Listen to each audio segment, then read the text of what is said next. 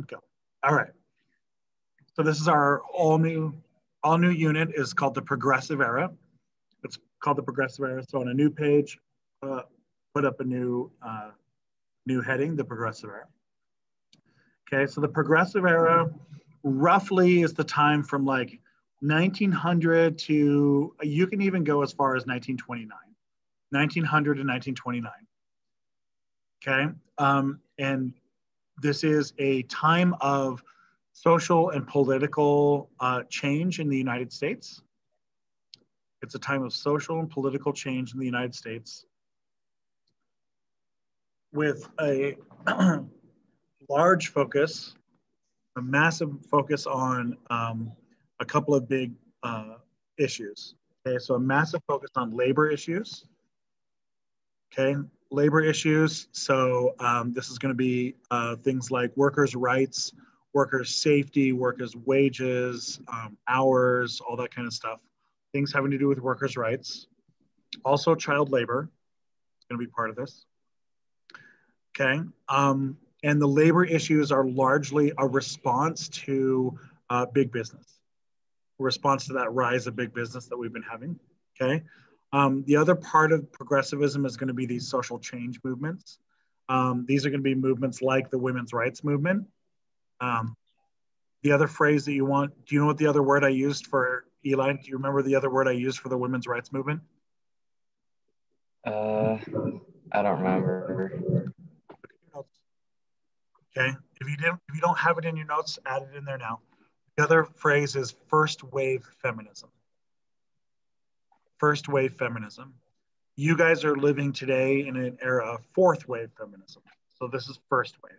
First wave feminism is women getting the right to vote, getting political equality. This is also going to be the big movement of prohibition to make alcohol illegal, which if you exist in the world today, you're going to know that this movement is not going to be successful in the long term. Okay, it's also a big idea of populism. Populism is something that we definitely need to define, right? Eli, do you have a definition of populism?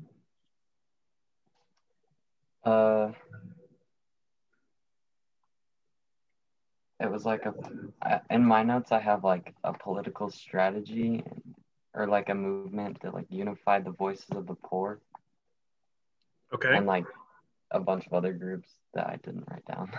Okay. So it's a political movement. It's a political movement to give more voice and more power to the powerless. Okay. Namely poor people, workers, that kind of stuff. Okay. Eli, do you remember the modern day examples, populist examples I gave in class? That Trump was a right-wing populist. Yep. And Bernie Sanders was a left-wing populist. Yeah. Yeah. So Donald Trump and Bernie Sanders are both populists, but Trump is an example of what a right-wing populist looks like. Sanders is an example of what a left-wing populist looks like. But they're both populists. They're both speaking for the oppressed. They're speaking for the downtrodden. They're speaking for the poor, right? They have very different messages, right? Very different solutions to the problem, but they're both kind of diagnosing the same problem, right? Okay, so populism is going to become very, very popular at this time period, and we're going to get huge wave of like politicians who are speaking for the poor, that kind of stuff. We're also going to conservation. This is going to be the birth of environmental type movements, and then some race issues. That's going to be with the like NAACP and stuff. Okay, some of the stuff we've already done in the last unit is progressive. Okay, so Jane Addams and Jacob Riis. They're both populist figures. They're both, progressive figures. Jane Addams and Jacob Riis with the immigration rights. Those are both progressive. Ida B. Wells is a progressive. Also, Booker T. Washington and W.B. Du Bois, right, are progressives as well. So some of the stuff that was in the last chapter I think is better in this chapter, right? AP put them in the last chapter, so I taught them in the last chapter, but if I was organizing things, I would include them in this chapter, right? But that's okay. That's okay. It doesn't really matter in the end, as long as you have it, it doesn't matter, right? Like the actual division doesn't really matter. And the reason why AP, because like Wells publishes her book in like 1890, and so Wells is considered like a Gilded Age writer, but the thing is like the things that she's doing is progressive, you know. So like I'm not as tied down by the dates, you know. Doesn't matter. Are we good on this? Give me a thumbs up if you feel confident about this. All right, so let's get to the stuff that's new for both of you. Okay, the progressive era, without a doubt, starts with Teddy Roosevelt. Okay, this is better know a president. We are the United States. We're going to have three progressive presidents, the three presidents of the progressive era. It's going to be Teddy Roosevelt, Taft, and Woodrow Wilson. And Teddy Roosevelt is kind of an interesting guy. Okay, first of all, he gets an A. He's one of the most popular presidents of all time. He's generally considered a very successful president. He's oftentimes listed in the top 5, almost always listed. I don't think I've ever seen him below the. I've never seen him below the top 10, but he's oftentimes in the top 5. He is a transformative president. He's one of these presidents that we use to mark a new era in history. So we've had a couple of these transformative presidents. Washington was one, Jefferson was one, Jackson, Washington, Jefferson, Jackson, and then Lincoln, and then Teddy Roosevelt, right? Teddy Roosevelt is a clear end to the Gilded Age. Let's talk a little bit about his background, because his personal background matters. He was born wealthy. The Roosevelt family is one of the wealthiest families in New York, and he was born wealthy, but he was also born sick. He spent a lot of his childhood being quite sick, and he had like severe asthma and some other health issues, and so he spent a lot of his formative years watching other kids outside playing and wanting to be like them. And so he, rather than letting himself be consumed by his depression, he did have some depression, but rather than letting himself be consumed by that, he instead turned it to reading and books. And so he became a voracious reader. He read so many things. He's probably second only to Thomas Jefferson as being our most well-read presidents. In fact, Roosevelt very famously read every book in the library, his neighborhood library, every book. Yeah, he would have his servants go to the library and get every single book they could on whatever subject he felt like reading that week, right? And so he would read like on ships. And so for like 2 weeks, he read every book he could find on ships. And then he'd be like, oh, this book on ships was really interesting. That led me to think about, Japan. So give me every book you can find on Japan, right? He says, oh, that Japan made me think about, the oil industry. Oh, wow. Give me every book you can find on the oil industry, right? And he basically just started getting into these like really wide range of things that he cared about. He eventually gets healthy enough. He gets over his asthma and some of his other issues. He kind of grows out of them, and he becomes like obsessed with physical fitness. He works out for hours a day.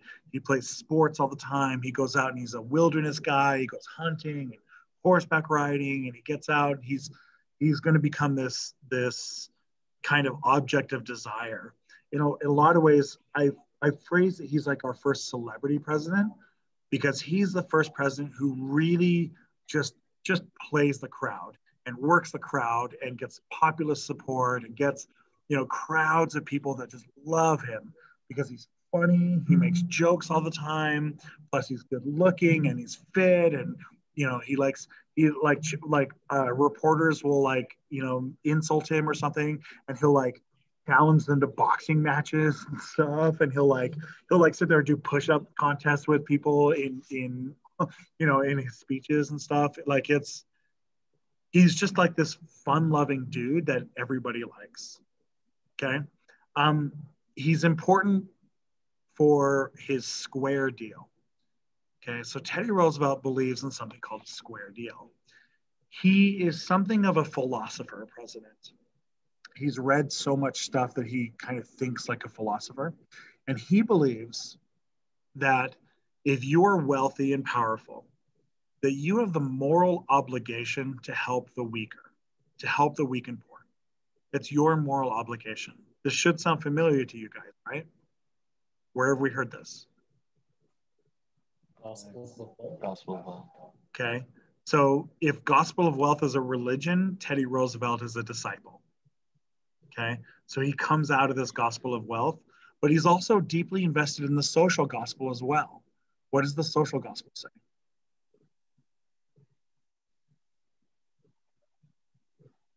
Gospel of Wealth specifically talks about money. What does the social gospel talk about?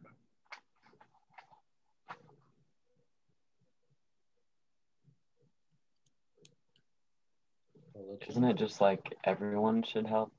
No, it's not like the rich have an obligation, but like we all have an obligation to help. Right. That's good. That's correct. Yes. The social gospel is everyone should help, but it also links it directly into the religious ideas, saying Jesus commands you to help. Right. As opposed to the old school Christian idea that the reason you're poor is because you are a moral failure.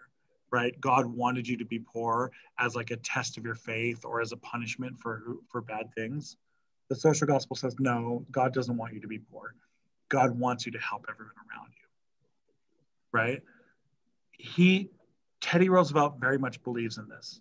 And so Teddy Roosevelt is going to spend a lot of his time focusing on what he calls a square deal. He doesn't phrase it in religious terms, but he says all Americans deserve a square deal. They deserve to be treated with respect and dignity. They deserve to be given the opportunity to succeed, and they deserve to be protected from the evils of the world as much as you can. That you should be treated with respect. Everyone deserves respect and dignity. Everyone should have the ability to succeed. And everyone should be protected from the evils of powerful people. This means that when we're going to get labor activists and we're going to get muckrakers who are going to come forward, Teddy is going to be the champion of those people. He's going to be the champion of those people. He's going to invite them into the White House. He is going to introduce them. He's going to speak next to them. He's going to give them a megaphone to talk to the country, right? And these are, investigative journalists who are uncovering corruption and stuff. Roosevelt is going to really become the champion of those things. Okay, he has a couple other things on here, but I think they deserve their own numbers. So let's jump down. Okay, so let's talk trust busting. Let's make it the next number. Eli, I think for you it's F, I think.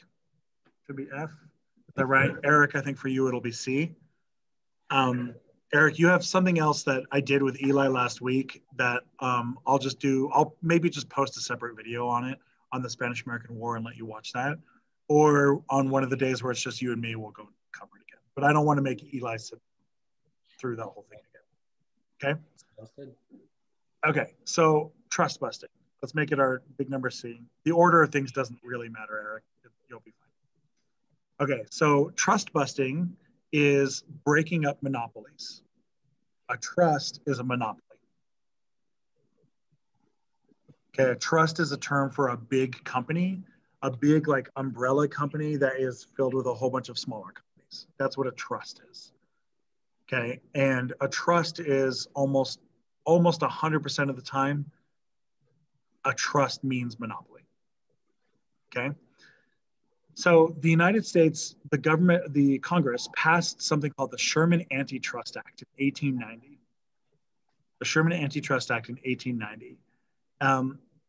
And the Sherman Antitrust Act gives the government the power to break up monopolies.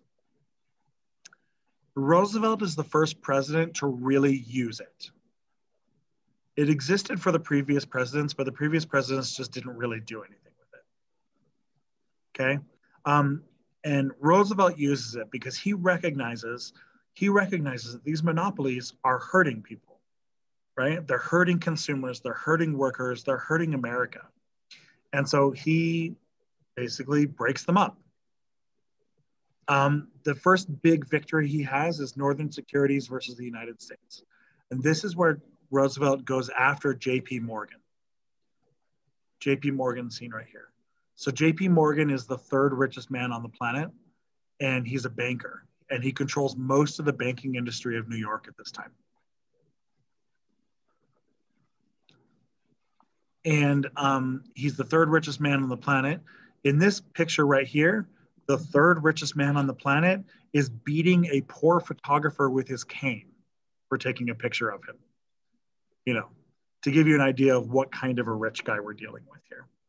Roosevelt looks at Morgan as one of the worst rich guys out there because Morgan is not buying into the gospel of wealth. Morgan is not using his money to help people at all, right?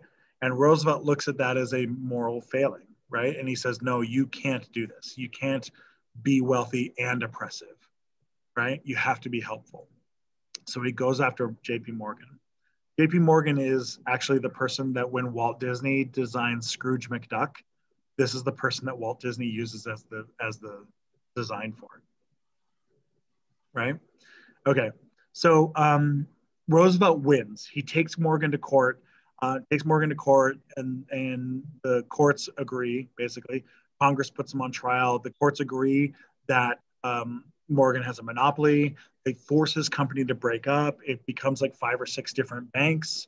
So a lot of the banks today, so Chase Manhattan and JP Morgan, Chase Manhattan, JP Morgan, what's the other bank? I forget. There's like 5 or 6 banks that all came out of this company. That were all broken from this company.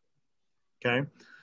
One of the other best examples of this, keep this in the same number, is one of my girl, Ida Tarbell. Okay. This is a time of great Idas. Okay. So Ida Tarbell, we have Ida Wells already, and now Ida Tarbell. Ida Tarbell is a muckraker, and she spends her entire career investigating Standard Oil. Who is Standard Oil? Who's the rich person that owns Standard Oil? Rockefeller. There you go, Rockefeller. She's going after the wealthiest man on the planet Earth, Rockefeller. And she writes the history of Standard Oil, and she writes it as a history book because she can't get it published as an investigative journal. And so she writes it as a history book, and she writes it as like it's like 5,000 page history where she basically goes to every single town that Rockefeller owns land in or owns property in, and she interviews everyone in the town that she can find and says, hey, what did Rockefeller do when he moved in? What did he do? What did he do? What did he do? And she starts compiling story after story after story. We're talking hundreds and thousands of stories of people who are all saying that Rockefeller basically cheated them out of their land or bullied them out of their land or drove their company out of business and then bought it for pennies on the dollar, right? Sometimes a lot of what he did is not illegal, right? But a lot of it is not illegal. A lot of it is just kind of cutthroat business, right? Some of it is illegal, but all of it is a monopoly. And when Congress sues Standard Oil, they basically bring her in as the prosecution against Standard Oil, and she takes down Rockefeller. And they basically use her entire book as evidence against Rockefeller and make him answer for thousands of pages worth of complaints. Isn't it cool? Like, it's pretty cool. She's basically just like the daughter of a librarian. She's basically just a librarian who took down the richest man on the planet. You know, it's pretty awesome. It's pretty cool stuff, I think, right? And Rockefeller goes after her. He targets her a lot. He buys out the newspaper that's publishing her stuff.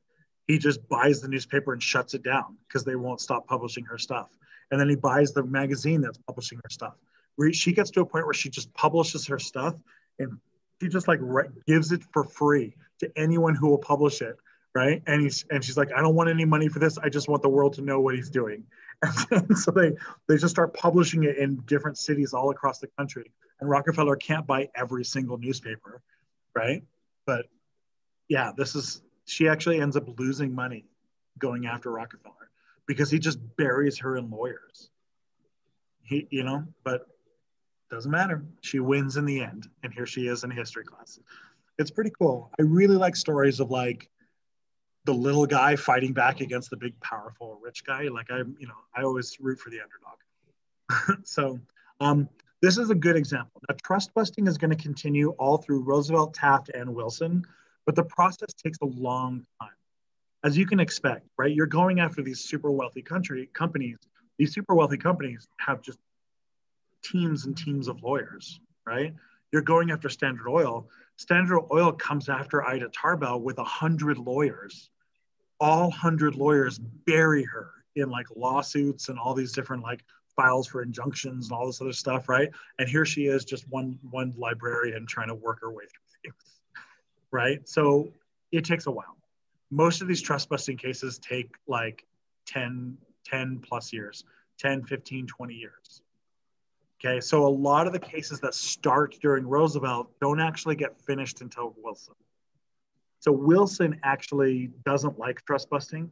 Wilson tries to resist it, but during Wilson's presidency, he's actually going to have the most trust busts, largest number of monopolies that are broken up, and it's just because the cases had already started long before Wilson came along, right? They're all started under Roosevelt. Roosevelt ends up starting something like 90 cases. He only finishes something like 10, and then 10 or 12, and then Taft finishes another like 30, and then Wilson finishes another like 50, right? But they were all started under Roosevelt. Are we good? Trust busting? Do you think you're good on this? Okay. All right. So let's deal with the other Roosevelt thing. Now, this is not very progressive, but here we are. All right. So the next big number here is the Roosevelt corollary. The Roosevelt corollary. So a corollary, do you guys know what that word means? No clue. It means like in addition to or an amendment of an existing declaration. So it's an addition to an existing declaration or an amendment to an existing declaration. That's a corollary.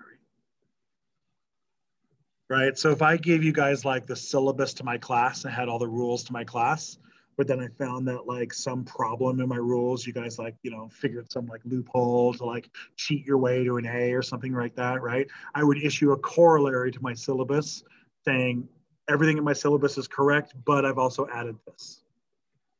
Does that make sense to you guys? Right?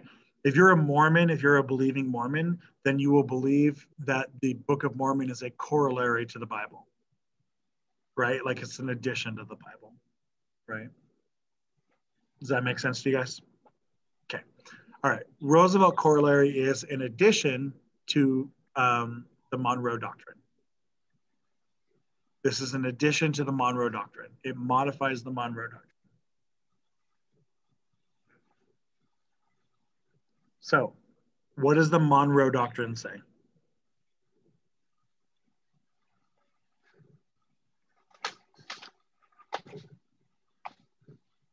That like Europe can't, they don't want European powers to colonize in the Americas. Good. Isn't that Europe, one get out part of of it? Good. That's correct. Yeah. The Monroe Doctrine says no more Europe in the New World. No more Europe in the New World, right? So Europe can't come back to the New World. Once the New World is independent, it's done. Okay. The Roosevelt corollary says that not only is Europe not allowed in the New World, but the New World is under our protection. The New World is under our protection. So we look at all those poor little countries in Latin America and we control them. They're ours. He's basically declaring that the entire Western Hemisphere is our backyard, and no one's allowed in our backyard. Now, here's the deal. The result is Roosevelt is going to create a much larger Navy, and he's going to use that Navy to exert American control over Latin America. He's going to give us our quote, walk softly and carry a big stick. You heard that quote before, right? This is Roosevelt's quote, walk softly and carry a big stick. By walk softly, he means we're not going to conquer Latin America. I'm not going to conquer Mexico, right? but I have a big stick here in case Mexico gets out of line, right? The result is we're going to have something called the banana wars, a series of banana wars. Yep. And we're going to create a bunch of banana republics. Have you heard that phrase before, banana republic? You've heard it as a clothing line, maybe? Yeah. Okay. So a banana republic is, the clothing line is named after this. But the banana republic is a weak government that is run by foreign companies. A weak government that is run by foreign companies. Eli, you should have a really good example of this from the last class period.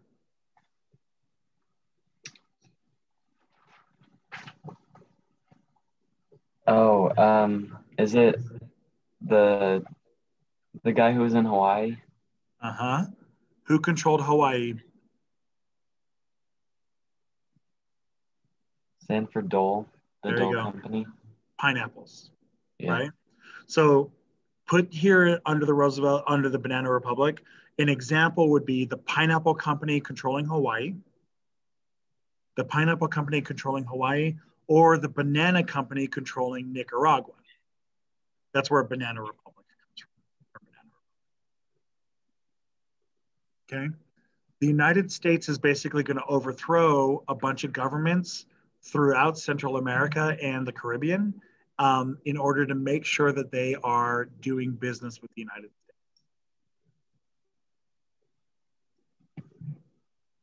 So this starts a pretty conflicted relationship with Latin America, right? Latin America and the United States are kind of frenemies, right? Where we do them, we keep them from being taken over by England or France, but we're also not like super close friends with them because we also have a tendency to overthrow them ourselves, right? The best example of this is the Panama Canal. Keep this in the same number, in the same Roosevelt corollary. The Panama Canal. The United States orchestrates an overthrow of Colombia. Okay, so Panama, do you guys know where Panama is? Eric, can you describe where Panama is for me? It's like the narrow passage in between Northern America and South America. Yeah, it's the really skinny part where North America meets South America. Okay, that's Panama. Okay, and it's that really skinny, long, skinny country there. Okay, and it's the narrow, narrow little piece of land. In the beginning of the century, that was controlled by Colombia, but there was Panama rebels. So Roosevelt gives the rebels weapons and money and eventually sends American troops to back the rebels up. We overthrow the Colombian government, declare independence for Panama, and then we take the canal zone from them. We take over the narrowest part of the country and we dig the canal through Panama. Okay? Now, why is the Panama Canal so important to the world? It's maybe the most economically important place on the planet Earth. It might be. Why is it so important? Eli, do you know why the Panama Canal is so important? It's just a lot faster to go from, you don't have to go all the way around South America. Yeah. It just goes straight through. It cuts the shipping lines, right? It cuts shipping lines from Europe to Asia or from one side of North America to the other side of North America, right? It cuts those shipping times down to about a third of what it was. Also, it keeps you away from the Straits of Magellan. The bottom of South America, where you have to go between Antarctica and South America, is the most dangerous ocean in the world, right? It's very, very, the water is very cold. It's very choppy. There's lots of storms. There's lots of icebergs.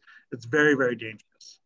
And so this makes it so ships can cut their journey down to a third of what it was and avoid the most dangerous part of the ocean.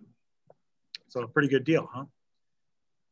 The United States takes over the Panama Canal and we just kind of declare that we own it for 90 years and it's just ours. And we just declare it's ours. And so it becomes like our territory. We just own this chunk of Panama and we hold on, we sign a lease with Panama and we own it for 90 years. We did give it back to Panama in the 1990s.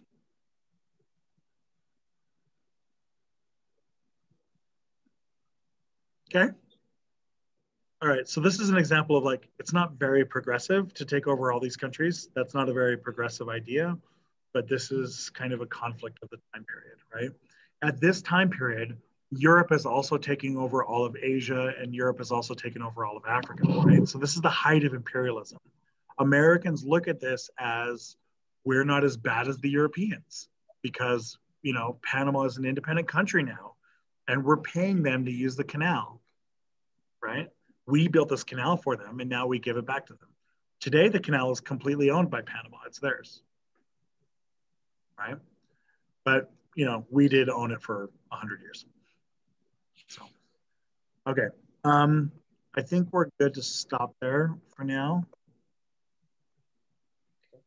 Okay.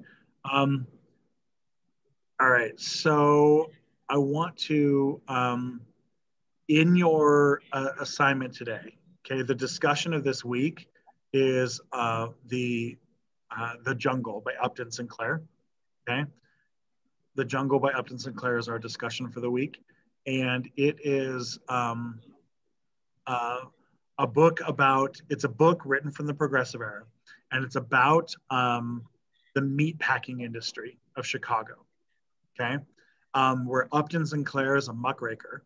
He's a muckraker and he wants to write about like workers' rights and stuff. And so he goes undercover and gets a job in the meat packing plants in Chicago. And he basically works there and writes about it. Okay. Now, this book, he was not allowed to get published. The meat companies spent all this money blocking him from publishing. And so instead, he writes it as a book where it's a fictional love story, right? But out of like 19 chapters of the book, there's like a love story in chapter 1 and chapter 19. And all of the chapters in the middle are just like what he observed in the meatpacking industry, right? So it's wink fiction, but not really fiction. And it's published at the time and it causes this huge uproar.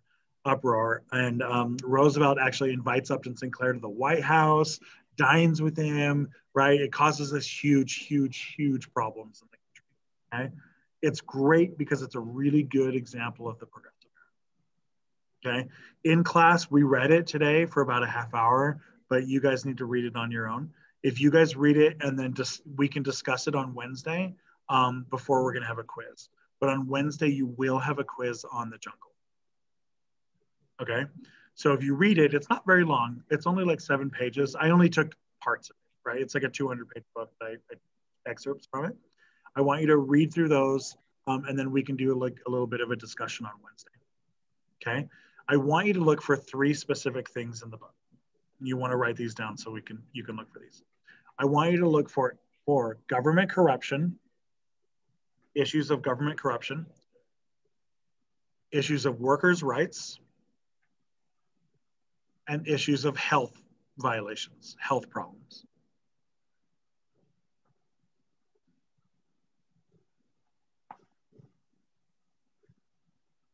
Okay? Look for those 3 things specifically because that's what I'm going to be looking for on the quiz. Okay? What was the third one? Health violations. So health violations, workers' rights, and government corruption. Okay, Eli, I know you started this assignment. I don't know if Erica started this yet, but the other assignment that we started in class and that they are having time in class to work on is Meet the Progressives. So this is a bunch of progressive leaders, okay? A bunch of these progressive leaders. I want you to choose 10 of them and profile them here, right? So you're gonna profile them just kind of like we did with the early reform thinkers. I want you to be able to talk about them in an essay, right? So if I'll say in an essay, I'll say in an essay where I'll say something like, you know, what are some of the progressive era reforms related to women's rights? And then you'll say, oh, women's rights reforms were A, B, and C, as is evidenced by this person and this person and this person, right? I want you to be able to use them as examples, okay? It's a 30-point assignment, 3 points per slide that you're making of the people, right? But if you profile more than 10, you get extra credit. So you can walk away with like 60 points out of a 30-point assignment with all of these guys. Is that, you're with me on that? Eli, I know you started it in class. Eric, I don't think you've looked at this yet. I have the due date set for the end of the week, but it's open for you to get extra credit if you want to. Cool? Do you guys have questions or comments or problems or anything? You think you guys are good? Okay. If you think you're good, then I'm cool to let you go. So, cool? Thank you. All right. I'll see you guys. See you later.